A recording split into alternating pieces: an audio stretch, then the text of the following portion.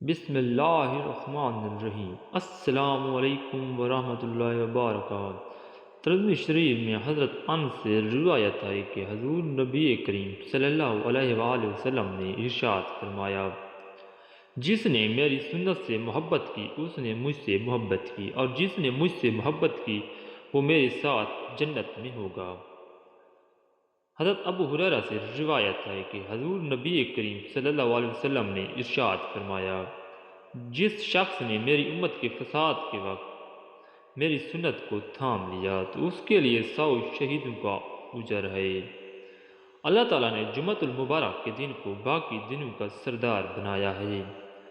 اس نام کی مستقل ایک صورت مبارکہ اللہ پاک نے قرآن کریم میں نازل فرمائی ہے۔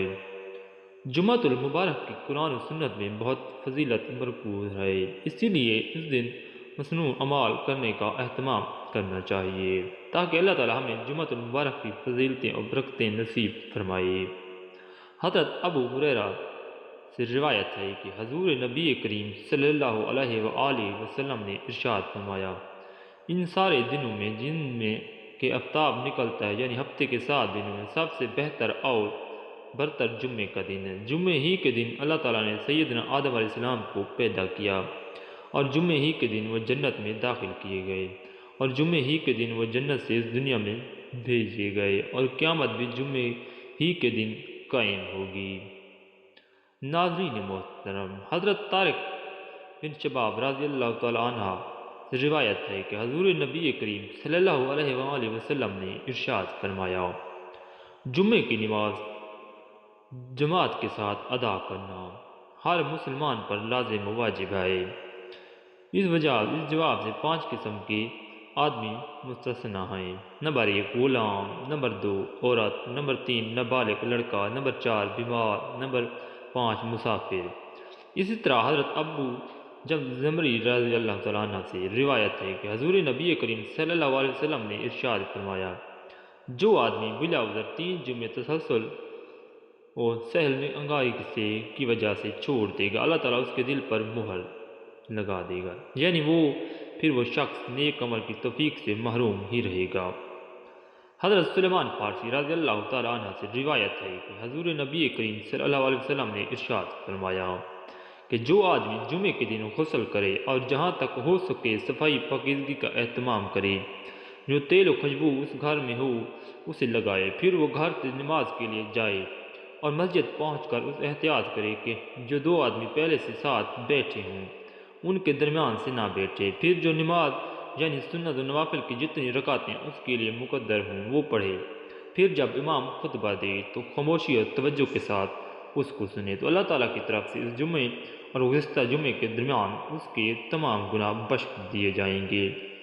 ناظرین، حضور نبی کریم صلی اللہ علیہ وسلم نے ارشاد فرمایا، جو شخص جمعے کے دن 7 اعمال کر لے اس کو مسجد جاتے ہوئے ہر قدم پر 1 سال کی نفلی نمازوں کا ثواب اور 1 سال کی نفلی روزوں کا اجر و ثواب ملے گا۔ وہ 7 اعمال یہ ہیں: نمبر 1 غسل کرنا، نمبر 2 اچھے کپڑے پہننا، نمبر 3 مسجد جلدی جانے کی فکر کرنا، نمبر 4 مسجد پیدل جانا، نمبر 5 امام کے قریب بیٹھنے کی کوشش کرنا، نمبر 6 خطبہ غور سے سننا، نمبر 7 کوئی بہودہ لوگ کام نہ کرنا۔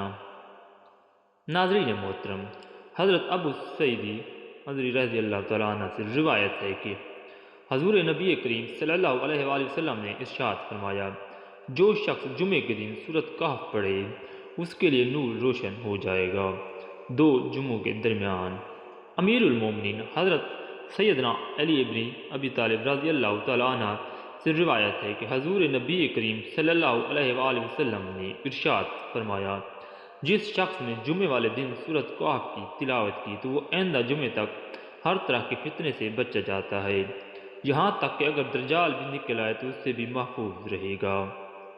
ناظرین، اسی طرح حدیث مبارکہ میں آتا ہے کہ جس شخص نے سورۃ کہف کی پہلی 10 آیاتیں حفظ کر لیں اور پابندی سے پڑھتا رہا وہ دجال کے فتنے سے بچ دیا جائے گا۔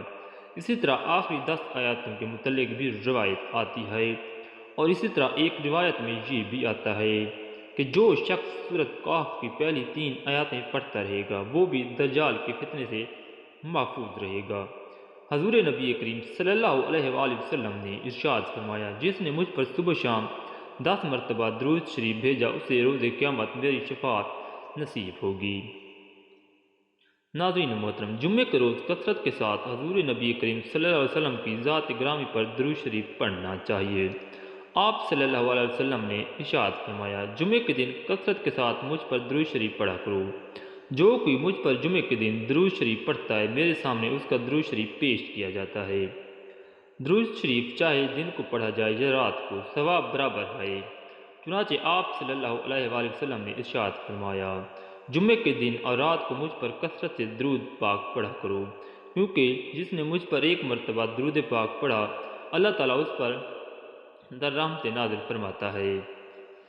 حضرت سیدنا ابن قبع رضی اللہ تعالیٰ عنہ سے روایت ہے کہ میں نے حضور نبی کریم صلی اللہ علیہ وسلم کی خدمت میں عرض کی کہ میں چاہتا ہوں آپ صلی اللہ علیہ وسلم کو درود شریف زیادہ بھیجا کروں۔ آپ صلی اللہ علیہ وآلہ وسلم مجھے بتا دیے کہ میں اپنی دعا میں کتنے حصہ آپ صلی اللہ علیہ وآلہ وسلم پر درود شریف کے لیے مخصوص کر دوں۔ آپ صلی اللہ علیہ وآلہ وسلم نے ارشاد فرمایا، جتنا چاہو۔ میں نے عرض کی اس وقت کا چوتھائی حصہ۔ آپ صلی اللہ علیہ وسلم نے ارشاد فرمایا، جتنا تم چاہو، اگر اور زیادہ کر دو گے تو تمہارے لیے ہی بہتر ہوگا۔ میں نے عرض کی، کیا نصف حصہ؟ آپ صلی اللہ علیہ وآلہ وسلم نے ارشاد فرمایا، جتنا تم چاہو، اگر اور زیادہ کر دو گے تو تمہارے لیے بہتر ہی ہوگا۔ میں نے عرض کی، تو پھر آپ اس میں سے دو تو ہے۔ آپ صلی اللہ علیہ وآلہ وسلم نے ارشاد فرمایا، جتنا تم چاہو اگر اور زیادہ کر دو گے تو تمہارے لیے خیر ہی کا باعث ہوگا۔ تو میں نے عرض کی کہ میں اپنی دعا کا سارا وقت ہی آپ صلی اللہ علیہ وآلہ وسلم پر درود شریف کے لیے مخصوص کرتا ہوں۔ آپ صلی اللہ علیہ وآلہ وسلم نے ارشاد فرمایا، اگر تم ایسا کرو گے تو تمہاری ساری فکروں اور ضرورتوں کی اللہ تعالیٰ کی طرف سے کفایت کی جائے گی اور تمہارے گناہ و قصور ختم کر دیے جائیں گے۔ ناظرین محترم، جمعۃ المبارک کے دن صلاۃ و تسبیح کا اہتمام کرنا۔ صلاۃ و تسبیح بڑی اہم اور عظیم و اجر کی حامل نفلی نماز ہے۔ آپ صلی اللہ علیہ وسلم نے حضرت سیدنا عباس رضی اللہ تعالیٰ عنہ اور سیدنا جعفر رضی اللہ تعالیٰ عنہ کو یہ نماز بڑی تاکید کے طور پر بطور تحفہ سکھائی تھی۔ چنانچہ حضرت سیدنا عبداللہ بن عباس رضی اللہ تعالیٰ عنہ سے روایت ہے کہ آپ صلی اللہ علیہ وآلہ وسلم نے ایک دن اپنے چچا حضرت سیدنا عباس رضی اللہ تعالیٰ عنہ سے فرمایا، اے عباس رضی اللہ تعالیٰ عنہ، اے میرے محترم چچا، کیا میں آپ کی خدمت میں ایک گراں قدر عطیہ اور ایک قیمتی تحفہ پیش کروں؟ کیا میں آپ صلی اللہ علیہ وسلم کو آپ رضی اللہ تعالیٰ عنہ کو خاص بات بتاؤں؟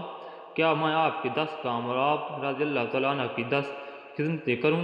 یعنی آپ کو ایک ایسا عمل بتاؤں جس سے آپ کو 10 عظیم الشان فائدے حاصل ہوں۔